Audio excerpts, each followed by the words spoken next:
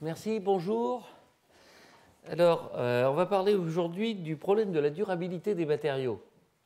C'est-à-dire, on va parler de temps, et le temps est une des choses les plus difficiles à gérer dans le problème des matériaux. Alors, l'idée, si on reprend le fil rouge du cours, donc on est maintenant dans la durabilité des matériaux, après avoir parlé des matériaux architecturés multifonctionnels, de l'atome aux composants, ce qui nous a donné les outils de modélisation, le choix des matériaux et des procédés nous avait montré comment est-ce qu'on pouvait comparer les matériaux entre eux vis-à-vis d'un cahier des charges donné. Aujourd'hui, on va parler de durabilité des matériaux. On reviendra à des aspects de modélisation à la fois prochaine sur la mise en œuvre et la modélisation intégrée. Ce que je voulais essayer de vous montrer aujourd'hui, évidemment pas question en une heure de balayer l'ensemble des questions de durée dans le temps du comportement des matériaux. On va simplement aborder quelques aspects. Alors, sachant que le cours va porter sur à la fois le problème du fluage et le problème de l'usure comme illustration des problèmes typiques de durabilité des matériaux, et on va essayer de regarder un aspect qui est un aspect en plein développement actuellement, qui est l'aspect des matériaux autoguérissants. Après quoi, vous aurez un séminaire qui sera fait par Éric Andrieux de Toulouse, de l'NCAC de Toulouse, qui nous parlera des problèmes d'un aspect de durabilité des matériaux, qui sont les problèmes de corrosion. Et j'ai choisi cet après-midi pour le groupe de travail d'avoir une après-midi centrée autour des problèmes de corrosion, de couplage corrosion mécanique, où il y aura un certain nombre d'exposés qui vont tourner autour de cette question-là. Donc on ne va pas balayer l'ensemble des problèmes de durabilité des matériaux, on va essayer simplement d'illustrer sur un cas choisi, qui est le cas de la corrosion, de l'interaction avec l'environnement, comment est-ce qu'on peut aborder les problèmes, quelles sont les questions qui se posent. Alors, si je regarde ce schéma-là, vous l'avez déjà vu une fois, qui était quand je vous parlais des problèmes de conception. Et je vous ai dit que grosso modo, ce qui était bien développé, c'était des méthodes de conception comme si on était en train de concevoir pour le paradis, c'est-à-dire pour des choses qui dureraient une éternité. Malheureusement, les choses ne durent pas une éternité, vous l'avez sûrement remarqué. Et il y a un certain nombre de dégradations du comportement des matériaux qui vont se produire au fur et à mesure de l'usage du composant. Donc cette dégradation peut être une dégradation simplement liée au fait qu'on a une déformation différée. C'est particulièrement vrai quand vous êtes à des températures qui sont au-dessus du tiers de la température de fusion, grosso modo, ce qu'on appelle le fluage. Sous une contrainte, le matériau a tendance à se déformer alors qu'il s'était relativement peu déformé, autrement que de manière élastique, à l'instant t égale 0. Quand vous attendez, le matériau se déforme. Vous avez la fatigue, qui est une manière particulièrement sournoise de dégrader un matériau, parce que vous avez l'impression qu'il ne se passe rien, mais il ne se passe rien de manière alternée, c'est-à-dire plus rien ou moins rien, et le résultat, c'est que ça finit par casser. Vous avez un exemple classique de ce phénomène-là, ce qui est l'agrafe de stylo, que vous enlevez, que vous remettez, que vous enlevez, que vous remettez. Au bout d'un moment, vous avez votre agrafe de stylo qui s'est décrochée, et c'est typiquement un phénomène de fatigue. Vous avez un autre aspect qui est important, qui est l'aspect de la corrosion dont on va parler, et l'aspect de l'usure, qui est essentiellement le comportement des matériaux dans le temps, dans des situations de contact. Alors, du point de vue de la conception, il y a deux manières d'aborder le problème. Il y a une manière d'aborder le problème qui est de dire je me mets dans une situation où ça ne risque pas de se produire. Donc ça va être typiquement de dire je me mets à une température de fonctionnement du matériau qui est très largement en dessous de la moitié de sa température de fusion, ou je me mets très largement en dessous de la limite de fatigue. Donc je peux essayer de concevoir de cette manière-là. Évidemment, ça conduit à surdimensionner les composants. Donc ça, ce n'est pas forcément une bonne solution. Il y a une deuxième solution qui consiste à dire je sais que ça va s'endommager, je tiens simplement à ce que ça ne s'endommage pas plus vite que la durée de vie escomptée du composant. Donc ça veut dire que je vais calculer une durée de vie en fatigue et je vais m'assurer que cette durée de vie en fatigue est supérieure au nombre de cycles d'un moteur de voiture qui doit tourner pendant 300 000 km, par exemple.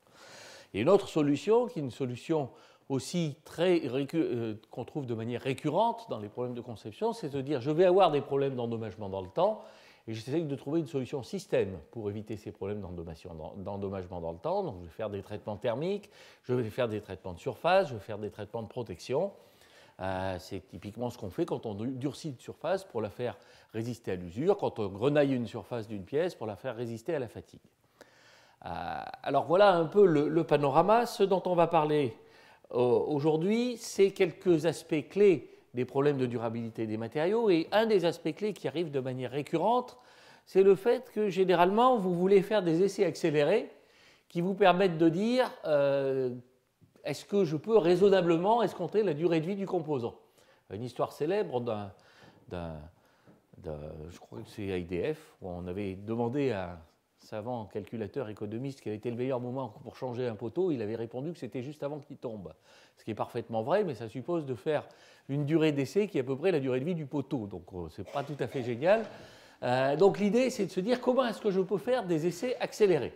Alors, des essais accélérés, ça consiste généralement à augmenter les conditions de sollicitation, augmenter la température, augmenter la contrainte, augmenter les taux d'irradiation quand on parle des matériaux sur le nucléaire. Mais la question fondamentale qui se passe, c'est de savoir est-ce qu'en changeant les conditions de sollicitation, je me contente d'accélérer le phénomène ou est-ce que je suis en train de changer la physique du phénomène.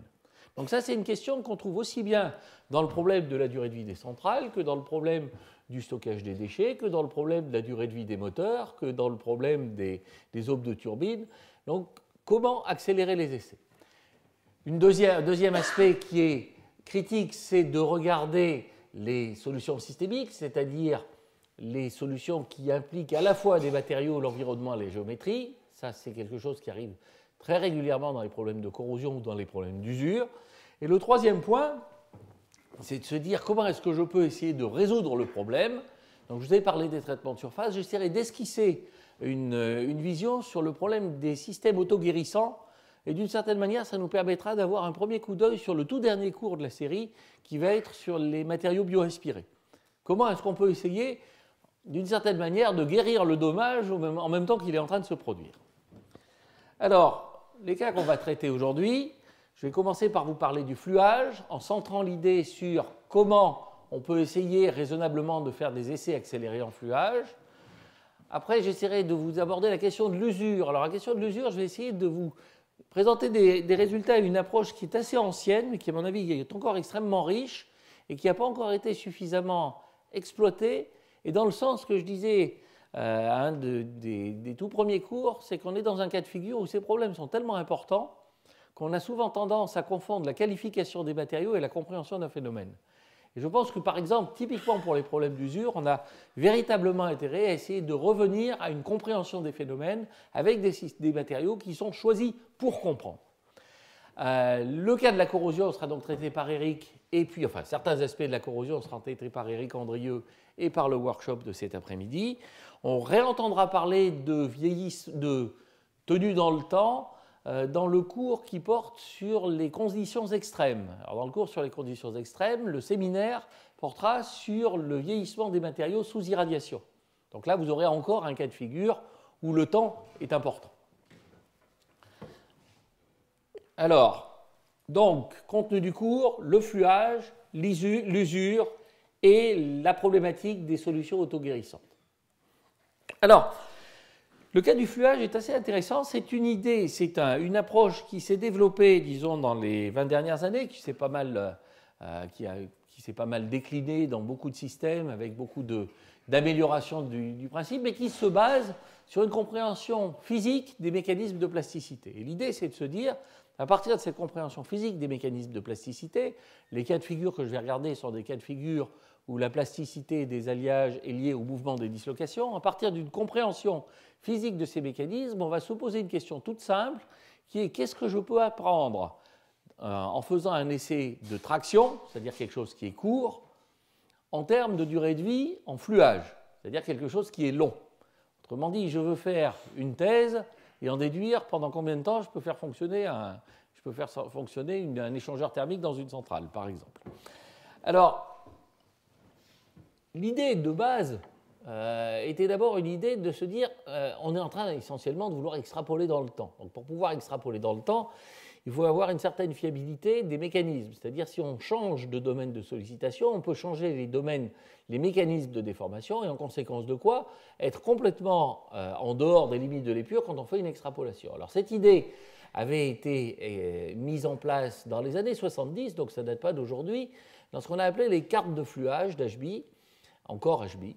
Les cartes de fluage d'Ashby consistant à dire ce que sent un matériau, c'est effectivement une contrainte, mais ce qui est pertinent, c'est la contrainte rapportée à une rigidité des liaisons, donc ça veut dire essentiellement normaliser la contrainte par un module d'élasticité, et il le sent à une certaine température, et ce qui est pertinent ici, c'est de se dire quelle est l'importance des phénomènes thermiquement activés? Donc on va normaliser la température par rapport à la température de fusion du matériau, qui est aussi une mesure de la cohésion du système.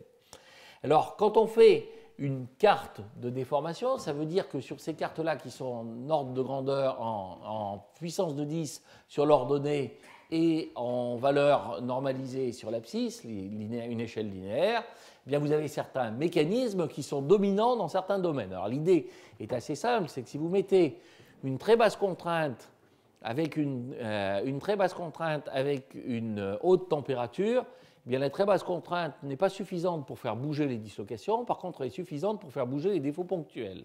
C'est-à-dire l'essentiel de votre déformation plastique va être lié à une migration de défauts ponctuels. Et ça, c'est un type de loi qui est essentiellement linéaire en contrainte, qu'on appelle les lois de fluage par diffusion. Alors, suivant les températures où on se trouve, si on est très haut en température, les défauts ponctuels peuvent bouger dans le volume. Si on est plus bas en température, les défauts ponctuels bougent essentiellement au joint de grain. Vous allez avoir deux lois différentes en fonction de la sollicitation et de la taille de grain. Si vous augmentez progressivement la contrainte, vous continuez bien évidemment à avoir ces mouvements de défauts ponctuels, mais vous commencez à faire aussi bouger les dislocations. Alors, si vous montez très haut en contrainte, vous les faites glisser. Si vous êtes suffisamment bas en contrainte pour qu'elles ne puissent pas glisser, mais qu'elles puissent quand même bouger en s'aidant du mouvement des défauts ponctuels, vous allez avoir un autre type de fluage, qui est un fluage qui est le fluage par les dislocations, qui est un fluage qui suit une autre type de loi. C'est-à-dire là, typiquement, la puissance en fonction de la contrainte va être beaucoup plus élevée que dans le cas du fluage diffusion. Donc ça veut dire que si vous faites vos essais dans un régime accéléré en fluage dislocation, c'est-à-dire avec une loi en fonction de la contrainte qui est avec une puissance qui est élevée, eh bien si vous vous dites je fais le même, j'essaye à partir de là d'en déduire ce qui se passerait à plus basse contrainte, eh bien évidemment vous allez vous tromper. Alors, ça, c'est donc des régimes qui nous permettent d'avoir accès, des modèles qui nous permettent d'avoir accès à des états stationnaires, c'est-à-dire à la vitesse de fluage stationnaire, celle qui est constante dans le temps. Un essai de fluage, vous mettez une contrainte, vous avez une déformation qui en résulte, cette déformation dépend du temps. Au début, vous allez avoir un régime transitoire qui va tendre vers une vitesse constante, et puis après, vous terminez avec une vitesse accélérée.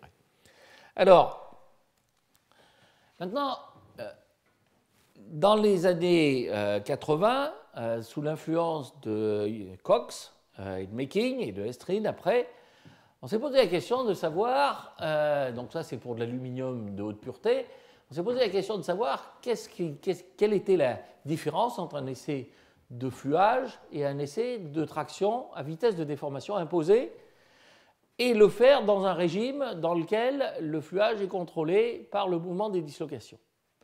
Alors là, l'idée était assez simple, c'est de dire une dislocation est un être intrinsèquement bête, et elle ne sait pas si elle est en fluage ou si elle est en traction imposée. La seule chose qu'elle sent, c'est une contrainte. Donc si je fais un essai sur un matériau en imposant une vitesse de déformation en mesurant la contrainte, si je suis dans le même gamme de mécanismes pour ce qui est de l'essai de fluage, bien je dois pouvoir prédire ce qui va se passer quand j'applique une contrainte et que je mesure une vitesse de déformation. Alors, vous avez ici des essais qui ont été faits à différentes températures et à différentes contraintes. Les essais de vitesse de déformation imposée sont des essais sur les symboles creux. Les essais de fluage sont les symboles pleins. Et l'idée qui était sortie de ce type de diagramme, c'était que essentiellement, ça s'aligne bien ces trucs-là. C'est-à-dire qu'il n'y a pas vraiment de raison de penser, dans ces gammes de température et de pression, comme diraient les Shadocks, il n'y a pas vraiment de raison de penser qu'on soit dans des régimes de déformation différents. Ce n'est pas toujours le cas, mais dans ce cas-là, c'était assez convaincant. Donc, maintenant, si on continue le parallèle, je vous dis, les dislocations sont des êtres bêtes. Ils ne sentent que les contraintes. Alors, un état stationnaire en fluage, c'est j'ai une densité de dislocation essentiellement stationnaire, essentiellement stable, qui se déforme à des vitesses qui sont essentiellement stables. Maintenant, donc ça, c'est ce que vous avez sur la droite, la vitesse de déformation en fonction de la déformation. Après un régime transitoire qui est le fluage primaire, vous arrivez sur le fluage secondaire qui est un régime stationnaire, puis après vous allez commencer à endommager le matériau. Alors le endommager a différentes significations, mais disons grosso modo, pour une contrainte donnée, la déformation s'accélère. Si vous regardez le fluage stationnaire, c'est un état. Le fluage minimal, c'est un état stationnaire de structure de dislocation. Maintenant, si on regarde l'état le comportement en contrainte, en vitesse de déformation imposée, c'est-à-dire la courbe de gauche, la deuxième idée était de dire l'état de saturation dans ce type d'essai, c'est-à-dire l'état que vous allez avoir à très grande déformation, est l'équivalent en contrainte imposée, en vitesse de déformation imposée, de l'état stationnaire en fluage. Alors, l'idée était aussi assez simple. Ici, vous avez une densité de dislocation qui est essentiellement constante, parce que vous avez un équilibre entre celle que vous créez et celle que vous annihilez. De ce côté-là, vous avez une accumulation progressive de dislocation. Quand vous en avez de plus en plus, elle s'annihile de plus en plus facilement par paire de dislocation plus B moins B. Et donc, l'état stationnaire, qui est un équilibre dynamique en vitesse de déformation imposée, devrait être l'équivalent de l'état stationnaire, qui est un équilibre dynamique en contrainte imposée. Alors, question donc, qu'est-ce qu'on peut faire à partir d'un essai de traction pour prédire un essai de fluage? Est-ce que je peux éventuellement introduire des évolutions de microstructure? Là, ce que je vous ai montré, c'était simplement des cas de figure où on avait un métal pur. Maintenant, je vais vous montrer qu'on peut l'appliquer à des systèmes beaucoup plus compliqués. Puis le dernier point que j'esquisserai tout à l'heure, c'est comment est-ce qu'on peut prendre en compte le fait qu'une dislocation ne sent pas forcément la contrainte que je lui applique, elle sent une contrainte qui est éventuellement modifiée de contrainte d'incompatibilité. Donc comment est-ce qu'on peut prendre ça en compte? Alors, je vais commencer par vous montrer ce qu'on appelle des modèles à variable interne. C'est des modèles qui sont très simples dans leur principe, et je trouve qu'ils ont un rapport qualité-prix qui est assez exceptionnel, justement parce qu'ils sont simples et qui permettent d'expliquer pas mal de choses. On va voir ensuite des variations sur ces modèles, comment on peut inclure la microstructure. On va voir comment on peut inclure les contraintes d'incompatibilité. Je vais vous montrer comment on peut essayer de décrire par ce genre de méthode certains types d'ODS. Tous les types d'ODS ne s'y prêtent pas. Il y en a même qui sont précisément ceux qui ne s'y prêtent pas bien, c'est justement ceux qu'on a envie d'utiliser. Donc ça, c'est un petit peu embêtant. Oui. Et puis on arrivera aux conclusions pour cette partie-là. Alors, le modèle squelettal, le modèle le plus élémentaire en termes d'approche de la plasticité à variable interne, c'est que vous avez une variable qui est la densité de dislocation. Alors, même chose, vous pouvez raffiner ce genre de modèle, vous pouvez avoir les dislocations fixes, les dislocations mobiles, après vous pouvez vous amuser à les mettre dans les différents plans, vous pouvez sans problème compliquer la chose. Ce que j'essaye de vous montrer, c'est qu'est-ce qu'on peut faire avec la version la plus simple. Le deuxième point, c'est que le mouvement des dislocations et leur contournement des obstacles est la contribution dominante à la déformation plastique, c'est-à-dire qu'on se met dans un cas de figure où la déformation par fluage diffusionnel, c'est-à-dire par défaut ponctuel tout seul, est quelque chose qui est dominé par la déformation, par le mouvement des dislocations. Les autres obstacles peuvent être soit d'autres dislocations, soit des obstacles fixes comme les joints de grains ou les précipités. Et l'idée, c'est que ces autres obstacles contrôlent le libre parcours moyen des dislocations et en conséquence de quoi contrôlent aussi le terme de stockage des dislocations. C'est-à-dire je vais avoir des termes d'annihilation qui vont être, ces dislocations peuvent s'annihiler par paire ou s'annihiler sur des surfaces libres. Et je vais avoir des termes de stockage qui sont essentiellement les obstacles qu'elles rencontrent où elles ne peuvent pas aller plus loin, où j'en laisse un morceau. Les procédés de restauration dynamique contrôlent les phénomènes d'annihilation qui empêchent d'avoir des densités de dislocation gigantesques. Alors, le modèle de base sur lequel vous pouvez faire des thèmes et variations à plaisir, c'est le modèle dit de Cox-Making-Estrin. Et il est aussi très simple dans son principe. C'est-à-dire vous avez une relation entre la vitesse de déformation et la contrainte. Mais l'idée, c'est que vous devez considérer une contrainte non pas comme une grandeur en soi, mais comme une grandeur qui doit être rapportée à une résistance intrinsèque du matériau que vous êtes en train de solliciter. Alors cette résistance intrinsèque, au début, c'est la résistance du réseau cristallin. Et puis au fur et à mesure que vous déformez le matériau, vous accumulez des dislocations qui vont vous augmenter la résistance intrinsèque du matériau.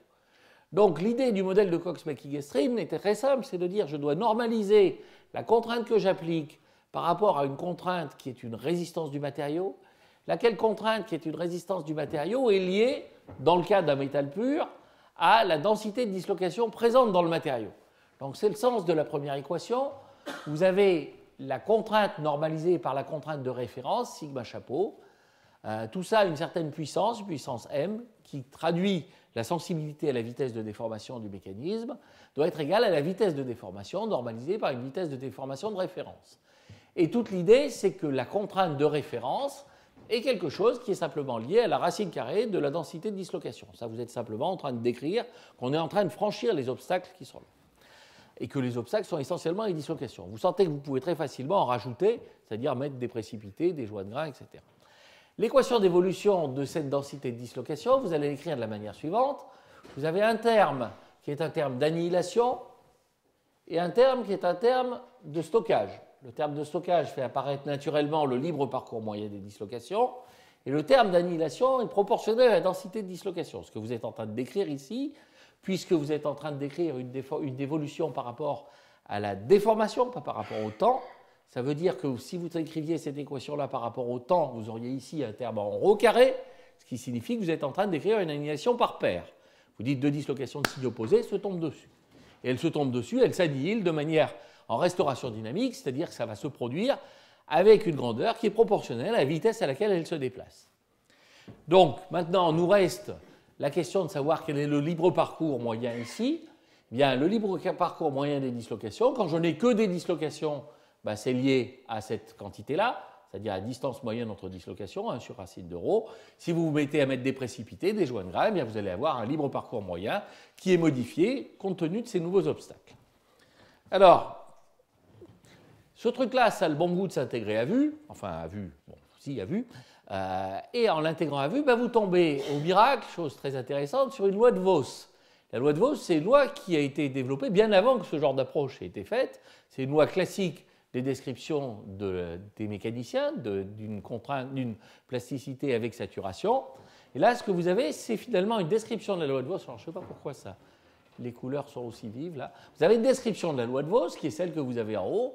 Mais la différence par rapport à une loi purement phénoménologique, c'est que vous avez une interprétation directe des différents paramètres de la loi de Vos. C'est-à-dire la loi de Vos va être liée, la contrainte à saturation va être liée au taux de stockage et au taux d'annihilation. Et la loi θ2 que vous avez dans la loi en question, dans cette déformation à saturation, c'est essentiellement la manière dont vous allez stocker les déformations au départ, c'est-à-dire le stade 2 de déformation. Alors, si maintenant vous voulez, vous pouvez parfaitement intégrer l'équation de la même manière, non pas en imposant une vitesse de déformation constante, mais en imposant une contrainte constante.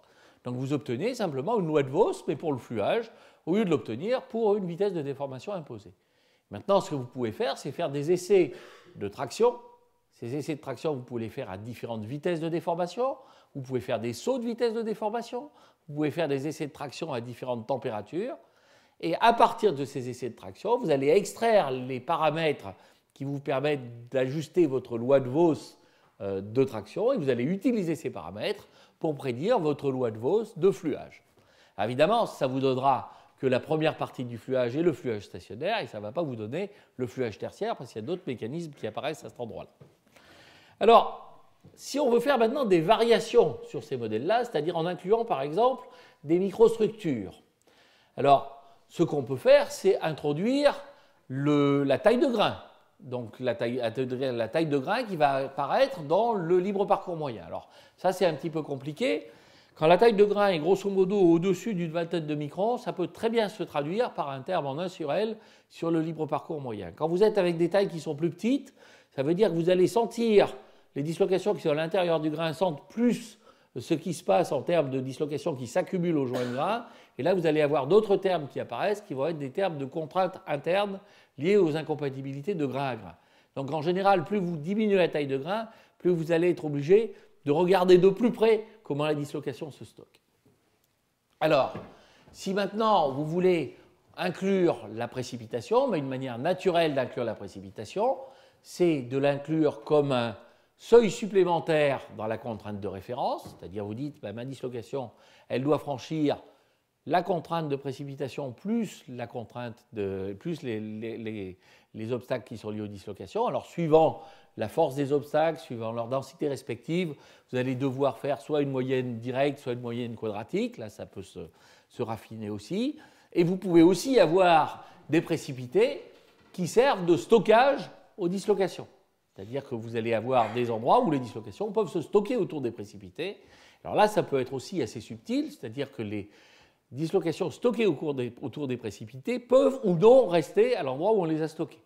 Donc là, ce que j'essaye de vous montrer, c'est toute une ramification de modèles qui va vous permettre de prendre en compte de plus en plus de phénomènes de la microstructure.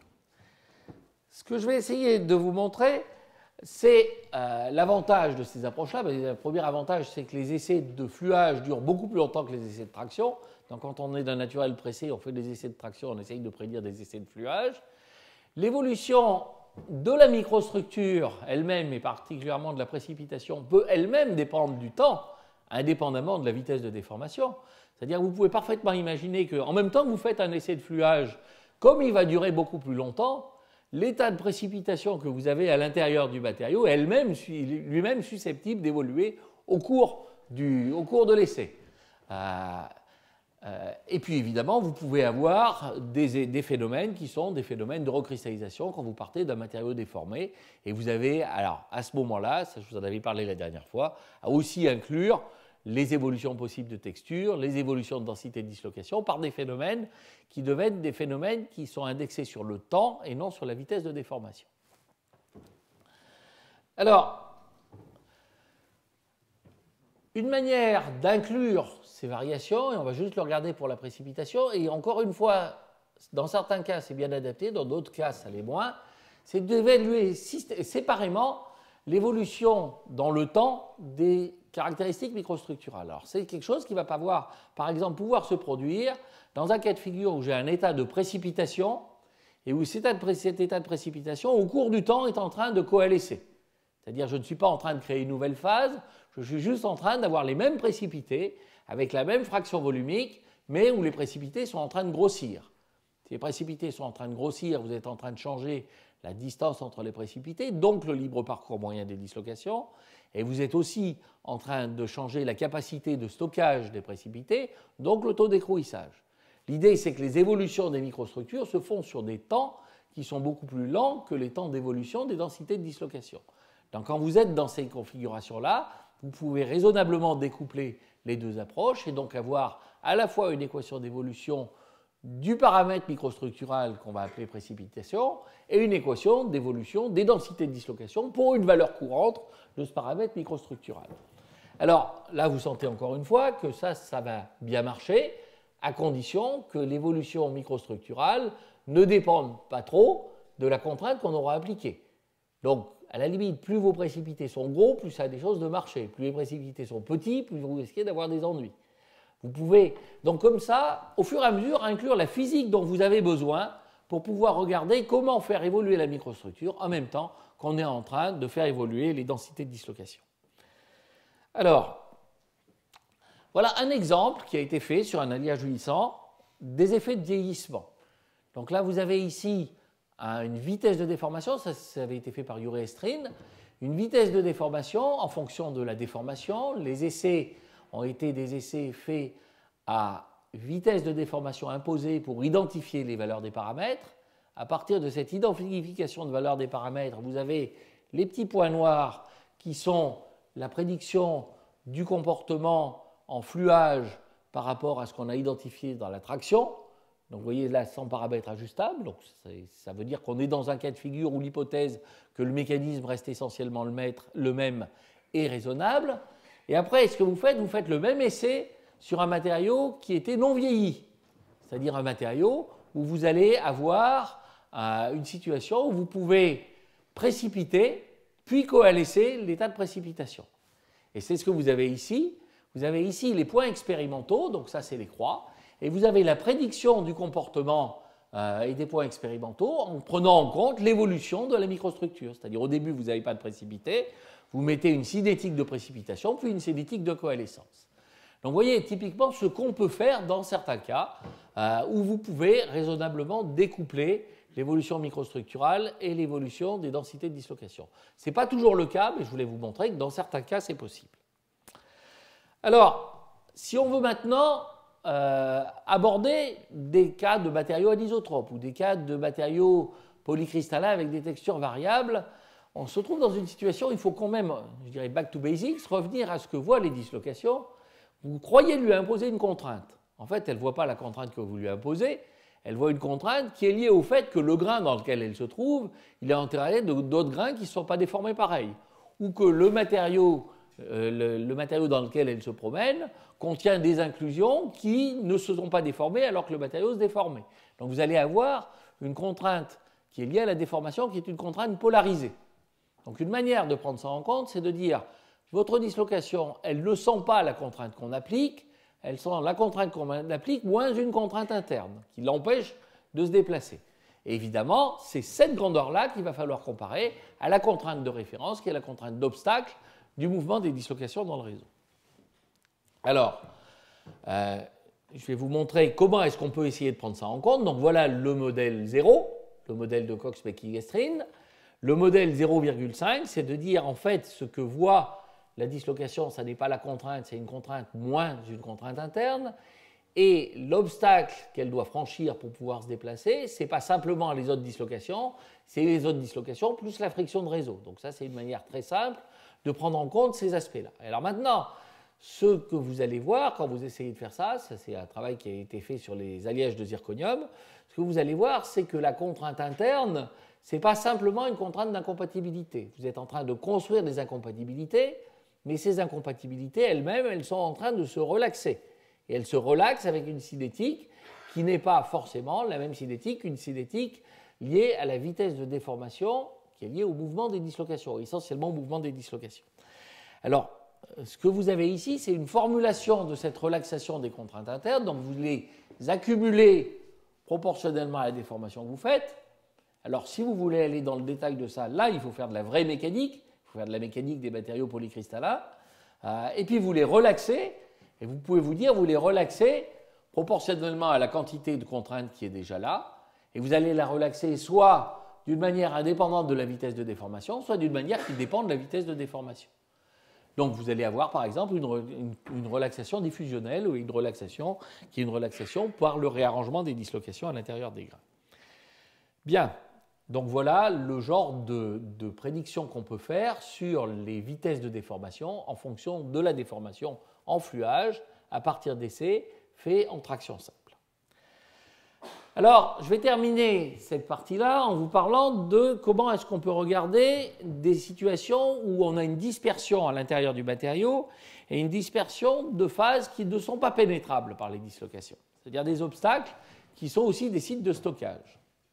Alors, voilà deux alliages à dispersion d'oxyde qui ont été étudiés. Ça, c'est un travail qui avait été fait aussi dans l'équipe de Yuri Estrin, avec des procédés d'élaboration qui conduisaient soit à avoir une dispersion homogène, soit une dispersion hétérogène de ces précipités-là. Alors, vous avez ici ces essais de fluage en fonction de la contrainte, en fonction de la déformation. Et vous voyez simplement, si vous regardez 151 mégapascales, vous voyez que suivant le type de matériau que vous avez ici, vous pouvez dégringoler de 2 ordres de grandeur sur la vitesse de fluage. Alors, si vous avez ici, alors c'est exactement la même procédure que je vous avais dit tout à l'heure, vous faites des essais de traction avec des sauts de vitesse, des sauts de température, vous décrivez ça par un modèle de Voss modifié par le fait que vous êtes en train de stocker les dislocations sur vos précipités et que vos précipités servent aussi d'obstacle. Et à partir de là, vous pouvez en déduire les vitesses de déformation. Alors maintenant, une chose, juste pour terminer la description, comment prendre en compte le fait que les particules sont ou ne sont pas dispersées de manière homogène suivant le procédé d'élaboration?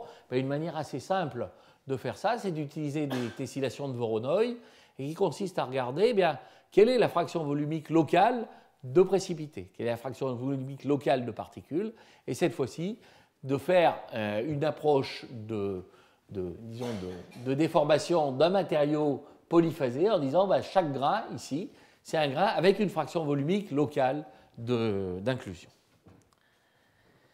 Bien, donc voilà le type de résultat qu'on obtient dans ces choses-là. Alors maintenant, pour terminer cette partie, je dirais qu'on commence, et je ne suis pas en train de vous dire qu'on peut toujours faire des essais de traction pour en déduire des essais de fluage. Mais j'ai juste voulu vous montrer comment, avec finalement très peu d'ingrédients, on peut avoir une description qui peut inclure progressivement de plus en plus de la physique du matériau en question. Alors, je vais maintenant vous donner un deuxième exemple, qui est un exemple de durée et qui est un exemple sur l'usure. Alors, je ne vais pas aller autant dans le détail pour ce qui concerne l'usure, je vais juste vous montrer quelles sont les grandes lignes d'une compréhension des problèmes d'usure dans les matériaux, en se posant encore une fois la question de quels sont les mécanismes locaux pour que les choses se passent. Et là, c'est un appel du pied, parce que je pense que ces approches-là mériteraient grandement de stimuler des approches expérimentales sur des matériaux plus simples que les matériaux qui sont habituellement utilisés vis-à-vis de leur résistance à l'usure. Alors, l'usure, c'est quoi? C'est l'art ou la plaie consistant à enlever de la matière par une friction entre deux solides. Alors, vous voyez tout de suite qu'on est déjà dans des situations qui sont assez pénibles, parce que vous avez deux matériaux au lieu d'un. Vous avez une géométrie, ça ne va pas être pareil de frotter une aiguille, de frotter un pion, de frotter un cylindre. Et en plus de ça, si vous vous payez le luxe d'avoir en plus un lubrifiant, là vous avez tout gagné. Pour peu que le machin se passe dans une atmosphère un peu agressive chimiquement, vous êtes sûr de rien y comprendre. Alors on peut quand même essayer de comprendre des choses et j'essaie de vous montrer justement comment est-ce qu'on peut aborder le problème pour essayer de comprendre quelque chose. Alors il y a un certain nombre de procédés qui sont actifs dans l'usure, exactement de la même manière qu'il y avait un certain nombre de procédés qui étaient actifs dans le fluage. La différence, c'est que dans le fluage, on avait relativement peu de procédés actifs.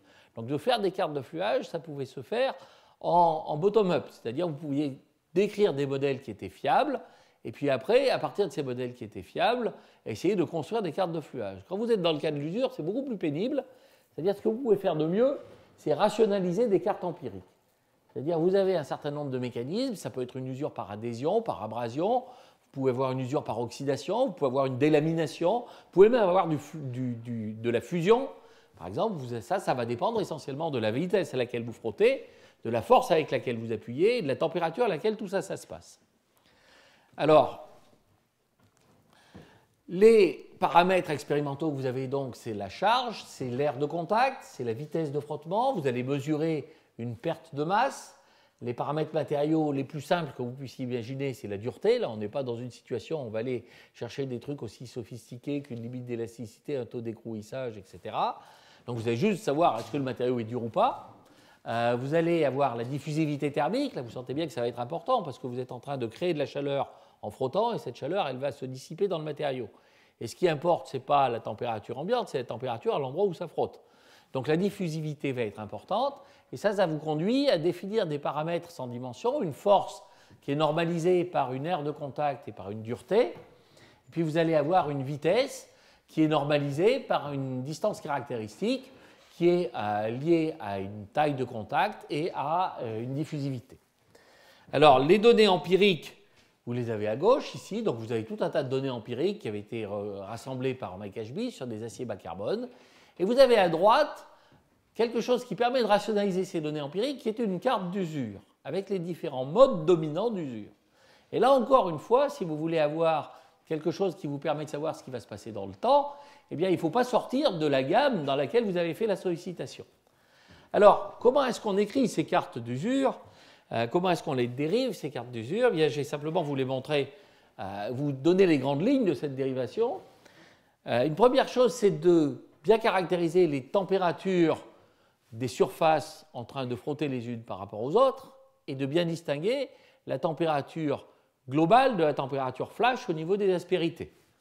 Vous allez regarder les différents types de mécanismes d'usure, soit parce que vous faites une soudure entre aspérités, soit parce que vous faites une fusion, soit parce que vous êtes en train de créer une couche d'oxydation, soit parce que vous êtes simplement en train d'arracher de la matière, parce que localement, les aspérités atteignent la ductilité maximale du matériau et donc on arrache des petits bouts d'aspérité. Et ce qu'on va faire à partir de ça, c'est tracer ces cartes de mécanismes dominants. Alors, quelques hypothèses simples. La raison pour laquelle je vous donne ce cas, c'est qu'il a l'air absolument indécannulable quand on l'attaque au départ. Et finalement, on peut quand même bien rationaliser ce qui se passe avec quelques hypothèses simples qui donnent les limites de l'épure. Alors, la première hypothèse simple, c'est que la plupart du travail qui vient de la friction est transformé en chaleur. Ça, c'est la première chose. La deuxième hypothèse, c'est que la chaleur, elle est générée au contact entre les deux matériaux et que cette chaleur diffuse dans le matériau. La troisième, c'est qu'il y a une différence entre la température moyenne et la température flash, c'est-à-dire la température entre deux aspérités qu'on est en train de cisailler les unes par rapport aux autres. Et puis, on va essayer de calculer ces différentes grandeurs. Alors, l'idée qu'il faut avoir en tête, c'est une idée qui est très simple, c'est quand vous mettez deux matériaux métalliques en contact, vous allez avoir des aspérités qui se touchent. Alors, évidemment, au début, elles se touchent par des pointes. Donc là, on a des contraintes qui vont être énormes. Évidemment, elles s'écrabouillent. Et on va se retrouver avec des contacts, des contacts qui sont plus grands. Quand vous avez des contacts qui sont plus grands, la contrainte devient localement plus petite, jusqu'au moment où le contact atteint une taille telle que la contrainte locale soit essentiellement égale à la limite d'élasticité du matériau. Alors, vous sentez bien que c'est à la louche, ce truc-là, mais ça, cette image qui est très simple, est l'image qu'avait proposée Bowden et Tabor dans les années 50 pour expliquer un phénomène qui avait été remarqué par Léonard de Vinci quelques siècles auparavant, qui était que quand vous posez un métal sur un métal, la force qu'il faut pour le déplacer ne dépend pas de la surface en contact, ce qui n'est pas du tout intuitif. Ça ne marche pas pour le caoutchouc, par exemple. Et ça, c'est essentiellement lié au fait que les surfaces de contact apparentes que vous allez avoir, eh bien, c'est aussi les mêmes surfaces qu'il va falloir couper en cisaillement. Alors, cette idée-là a été mise en évidence par Bowden et Tabor donc dans les années 50, et cette idée-là avait été déjà testée par Maxwell, qui ne considérait pas comme déshonorant, après avoir écrit les équations de Maxwell, de regarder quelles étaient les forces de frottement, et qui avait simplement mesuré la conductivité électrique de deux solides métalliques en contact. Alors, donc l'idée qu'on va avoir, c'est simplement celle-ci, c'est-à-dire on va mettre une géométrie d'un pion sur un disque, et puis on va essayer de calculer quelle est la contrainte, quelle est la température qu'il va y avoir à cet endroit-là. Alors, les ingrédients, c'est, j'ai un coefficient de frottement, une force, une vitesse, ça va me donner une puissance dissipée. Cette puissance dissipée divisée par l'herbe nominale de contact va me donner un flux d'entrée en température. Ce flux d'entrée, simplement une partie de ce flux est en train d'aller dans le contact, l'autre flux va dans le disque, et cette fraction respective de l'une et de l'autre, là on est obligé de se taper un calcul d'éléments finis pour essayer d'avoir une idée de cette partition. La longueur caractéristique sur laquelle ça va diffuser, c'est aussi quelque chose, un calcul d'éléments finis qui va nous le donner. Mais maintenant, vous pouvez faire un simple calcul de flux de diffusion et vous dites simplement que ça va être la différence de température entre la température de contact et la température nominale, divisée par cette longueur caractéristique, multipliée par un coefficient de diffusivité thermique. Donc, à partir de là, vous pouvez en déduire quelle va être la température du contact en fonction de la température du matériau, et puis tout un tas de choses qui dépendent entre autres de la force normalisée et de la vitesse normalisée. Alors, une fois que vous avez ça, l'étape suivante, c'est de regarder comment on va passer d'un contact pion sur disque à un contact aspérité sur aspérité. Donc là, vous êtes obligé d'avoir un modèle de plus en input qui va être le nombre de contacts, sachant que ce que vous donne directement la mécanique, c'est la surface totale des contacts, mais vous pourriez avoir beaucoup de petits ou quelques gros. Et donc, vous êtes obligé de rentrer ça comme grandeur supplémentaire. Et ça vous permet d'avoir une température flash. Alors, à partir de là, le type d'équation que vous avez pour résoudre ce modèle, là, je ne vais pas y aller dans le détail. Bon, vous avez essentiellement la physique que je viens de vous décrire là. Puis là, il n'y a plus qu'à dérouler l'algèbre, et puis vous pouvez comme ça en déduire des courbes de température flash, c'est-à-dire la chose qui est importante, la température au niveau de l'aspérité, en fonction de la vitesse normalisée et en fonction de la pression normalisée. Alors, une fois que vous avez fait ça, vous n'avez pas encore calculé le taux d'usure. Ça veut dire qu'il faut coupler ça avec un mécanisme qui conduit à de l'usure.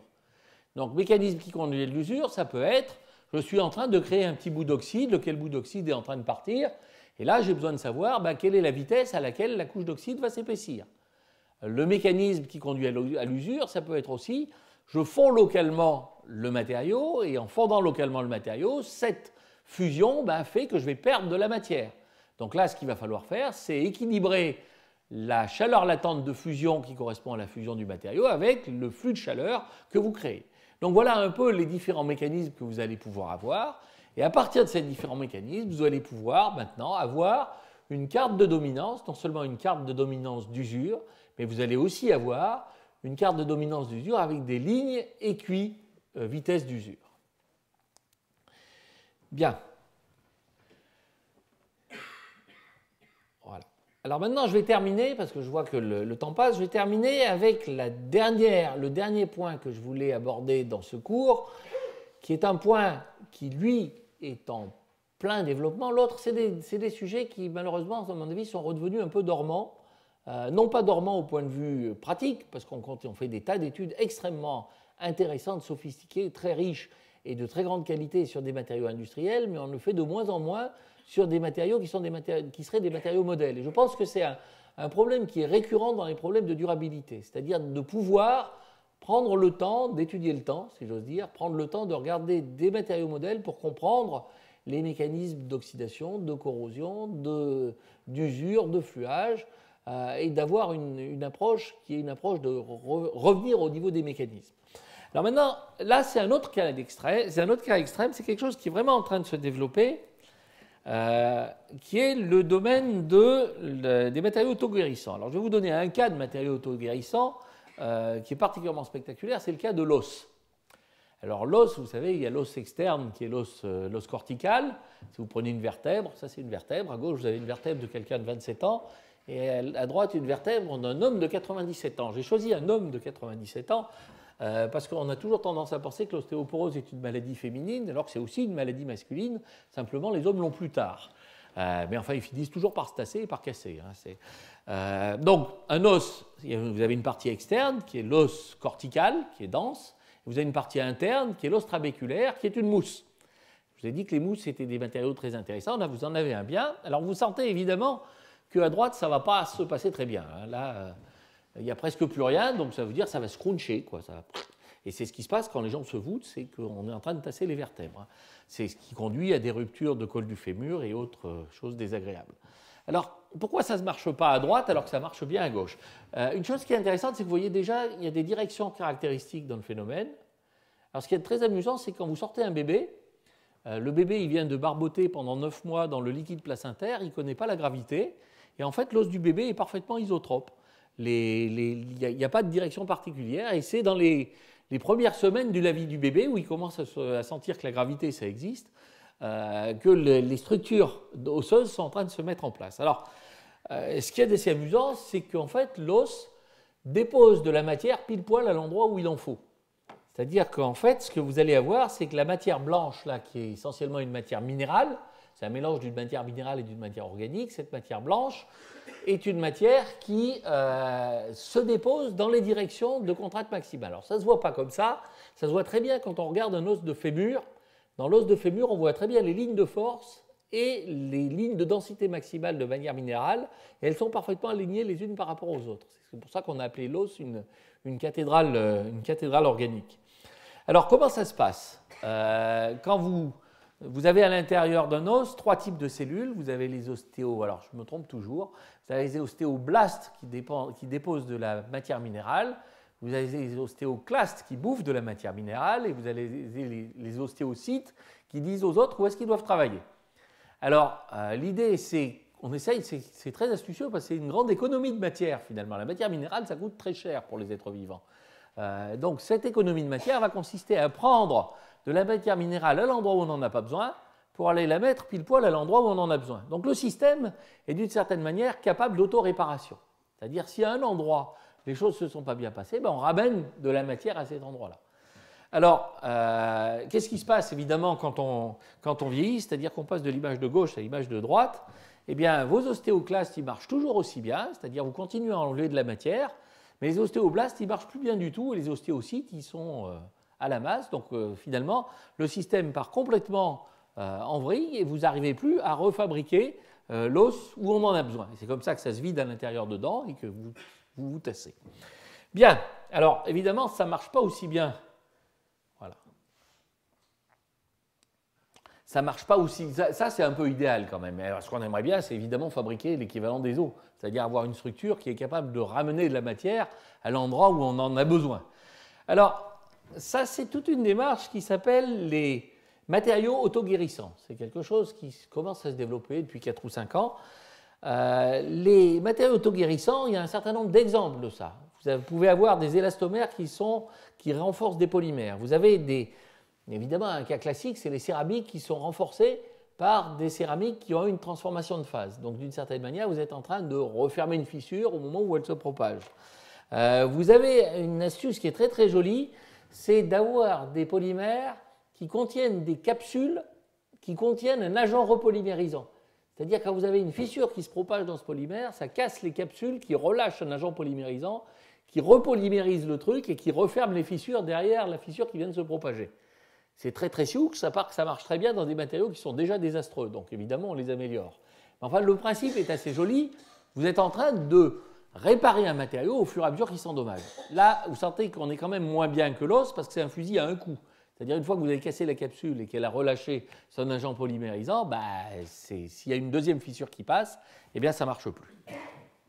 Alors, vous avez d'autres cas de figure qui sont des revêtements autoprotecteurs à haute température, par exemple. Donc voilà un exemple ici, qui est l'exemple des capsules repolymérisantes. C'est un papier qui est emblématique dans le domaine, Nature Materials en 2007, qui consistait donc à avoir ces petites capsules dans un PMMA, et puis d'une certaine manière, on recolle la fissure au fur et à mesure que ça s'est propagé. Alors, ce que je vais simplement vous montrer, c'est quels sont les ingrédients classiques qu'on a dans les matériaux autoguérissants. Pardon. Si on regarde les matériaux autoguérissants, un matériau autoguérissant idéal, pardon, excusez-moi, je suis revenu au-dessus. Il faut nécessairement qu'il y ait des choses qui bougent pour qu'un matériau se guérisse. C'est-à-dire, il faut que les choses se bougent et en plus, il faut qu'elles se bougent en même temps que le dommage est en train de se passer. Et on va essayer de creuser un peu ça parce que vous sentez tout de suite que pour qu'on ait des chances d'avoir des matériaux autoguérissants, il faut qu'on ait une adéquation entre les échelles de temps du dommage et les échelles de temps du guérissement. Et ça, d'une certaine manière, ça va vous donner une grille de lecture de ce qui va être raisonnablement une liste de vœux de ce qui relève purement de la lettre au Père Noël. Alors, si on regarde il faut évidemment aussi qu'on soit capable de sentir le dommage pour pouvoir le réparer.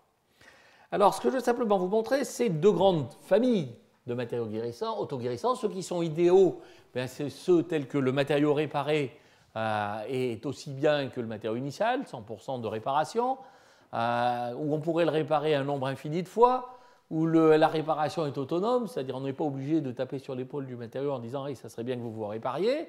Alors idéalement, le matériau initial, le matériau réparé a des propriétés meilleures que le matériau qu'il remplace et il n'est pas cher. Ça, c'est ce que j'appelle la lettre au Père Noël. Sur l'autre colonne, vous avez la réalité des choses. C'est que généralement, on ne répare pas complètement le dommage, on évite les dégâts majeurs, c'est-à-dire on évite que ça casse d'un seul coup. On va essayer, généralement ça ne marche qu'une seule fois, c'est-à-dire il se répare une fois et puis on ne le refait pas. Très souvent, il faut qu'il y ait une simulation externe et qui conduit justement à du dommage. Les propriétés du matériau réparé sont moins bonnes et en général, il est plus cher. Donc vous voyez, vous avez à peu près tout ce qu'il faut pour être un petit peu déprimé.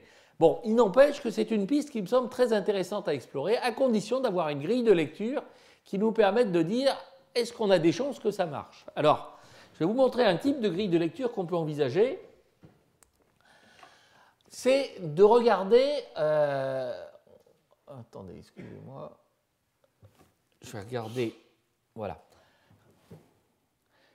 Vous allez regarder les différents types de dommages que vous pouvez faire et les différents types de guérissements que vous pouvez imaginer. Alors par exemple, vous pouvez imaginer que si la fonction est de transmettre une charge, eh bien la dégradation des propriétés, ça peut être par exemple une dissolution des précipités, ça peut être une coalescence. Si vous regardez la protection contre l'oxydation et la corrosion, c'est la perméabilité au fluide qui va être importante. Si vous regardez la protection à l'usure, ça va être le durcissement, la dureté locale et la résistance à l'usure de surface qui va être importante. La protection thermique, ça va être la diffusivité thermique. Et si vous regardez le type d'ennui que vous pouvez arriver, eh bien c'est par exemple de faire apparaître des cavités, de faire apparaître des fissures, de détruire le revêtement. Et maintenant, ce qu'on va essayer de regarder, c'est quel est le type de guérissement qu'on peut imaginer. Si vous avez une dissolution des précipités, vous pouvez imaginer que le type de guérissement, c'est de reprécipiter. Si vous avez un désancrage,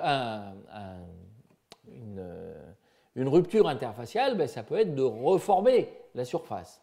Vous pouvez avoir les refermements de fissures. Ça, c'est le cas que je vous ai montré tout à l'heure pour ce qui est de la propagation de la fissure dans le PMMA. Vous pouvez avoir des choses qui sont aussi simples que de dire une fissure qui est embêtante, c'est une fissure qui est aiguë. Si vous trouvez une manière astucieuse d'arrondir les fonds de la fissure, ça peut être une manière aussi d'éviter la dégradation. Alors, toutes ces choses-là, évidemment, la variété est triple, c'est la variété des matériaux, la variété des endommagements et la variété des modes de guérissement. Et ce que je veux simplement vous montrer, c'est comment est-ce qu'on peut essayer d'avoir une grille de lecture simple de tout ça. Une grille de lecture simple de tout ça, c'est de dire, bien, j'ai un paramètre que je vais appeler dommage. Ce paramètre de dommage est lié à la contrainte que va subir le matériau. Cette contrainte est évidemment amplifiée par le fait que le matériau est déjà endommagé. Donc là, vous avez la première partie, c'est l'approche classique de mécanique de l'endommagement, les équations de Kirchhoff et des trucs comme ça. Puis la deuxième partie, c'est de dire, ce dommage, il est en train de se guérir. Il est en train de se guérir avec un temps caractéristique qui dépend du mécanisme, parce qu'il est en train de se guérir par un mécanisme de diffusion, par un mécanisme de précipitation, par un mécanisme d'émoussement. Donc vous sentez que suivant les mécanismes, ce temps caractéristique va être différent. Alors ce que j'essaye de faire, ce n'est pas d'avoir une description exacte de la cinétique du dommage, je vais juste essayer de dégager quels sont les paramètres qui vont nous permettre de dire on a des chances ou non d'avoir un phénomène d'auto-guérissement. Alors, ça c'est assez facile. Vous avez une accumulation du dommage qui évidemment accélère jusqu'au moment où le dommage vaut 1, et puis un guérissement du dommage. Alors, quand vous faites ça, évidemment, vous avez quelque chose qui apparaît très naturellement, qui est le taux de dommage que je peux créer dans le matériau pendant le temps caractéristique pendant lequel je guéris. Donc quand vous avez ça, vous sentez bien que si ce truc-là est très élevé, vous allez avoir du mal à avoir un mécanisme de guérissement, et si ce truc-là est faible, vous allez pouvoir avoir un mécanisme d'auto-guérissement. Alors, une fois que vous avez vu ça, vous avez vu l'essentiel, c'est-à-dire quand je prends ce paramètre-là, j'ai trois types de comportements. J'ai un type de comportement où si je mets le taux de dommage en fonction du dommage, eh bien, quand je suis avec un paramètre K qui est très grand, c'est-à-dire j'ai beaucoup de dommages, pas beaucoup de guérissement, le dommage s'accumule. Puis là, on sait comment ça va finir.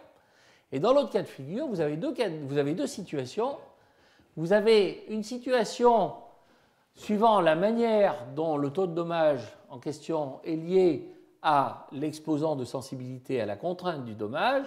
Eh bien, vous allez avoir soit une situation là qui est très sympathique, ce que vous avez à droite, c'est un taux de dommage qui est en train de décroître en fonction du dommage. Et il passe par un point où il est nul. Donc là, quand vous regardez ça, vous avez un point stationnaire, c'est-à-dire, typiquement, si vous partez avec cet état d'endommagement et que c'est en train de s'accumuler, pouf, ça reste bloqué ici. Donc là, vous avez un système qui va s'endommager jusqu'à un point où ça se calme. Et ici, vous allez avoir un système qui va s'endommager de moins en moins vite, puis repartir. Donc vous avez ici un ralentissement du dommage, et là, vous avez véritablement un mécanisme d'auto-guérissement. Et ce que je suis simplement en train de vous montrer ici, c'est une grille de lecture qui est très simple, avec des paramètres qui sont la sensibilité à la contrainte du taux d'endommagement, et puis un paramètre qui prend en compte à la fois le taux d'endommagement et le temps caractéristique de guérissement. Et vous avez ici des règles simples qui vont vous dire est-ce que j'ai ou non des chances de pouvoir avoir un mécanisme auto-guérissant qui sera efficace. Donc, revenons un peu au détail. Vous avez ici le taux de dommage. Bien, si vous partez d'ici, vous avez un point attracteur là. Si vous partez d'ici, vous avez un point attracteur qui est 1, c'est-à-dire là, c'est vraiment c'est mal parti. Ce que ça vous dit, c'est essentiellement vous avez une zone de dommage critique où vous allez toujours avoir du dommage à l'état contrôlé et une quantité de dommage telle que si vous en avez plus que ça, quel que soit votre mécanisme d'auto-guérissement, c'est fini, vous n'y arriverez pas. Bien. Bon, là, je vous passe l'algèbre du truc et j'en arrive à mes conclusions à l'heure.